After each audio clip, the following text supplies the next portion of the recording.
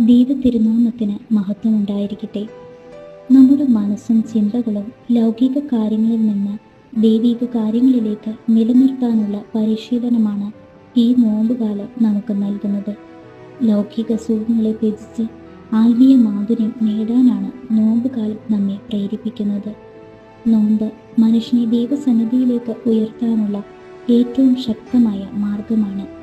നോമ്പ് മാനവ ഹൃദയത്തെ ശുദ്ധീകരിക്കുകയും ദൈവത്തോടുള്ള സ്നേഹം വർദ്ധിപ്പിക്കുകയും തിന്മകളിൽ നിന്നുമുള്ള വിടുതലിനുള്ള വഴി തുറക്കുകയും ചെയ്യുന്നു. നോഹയുടെ പെട്ടകം പ്രളയത്തിൽ നിന്നും നോഹയും കുടുംബത്തെയും ജീവജാലങ്ങളെയും രക്ഷിച്ചതുപോലെ വിശ്വാസികളെ ഭൗതികതയുടെ ആഴങ്ങളിൽ നിന്നുയർത്തി ആത്മീയ ഉന്നതിയിലേക്ക് നയിക്കാൻ നോമ്പിലാകും.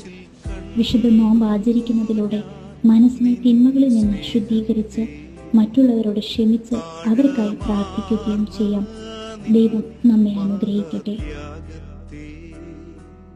പകരം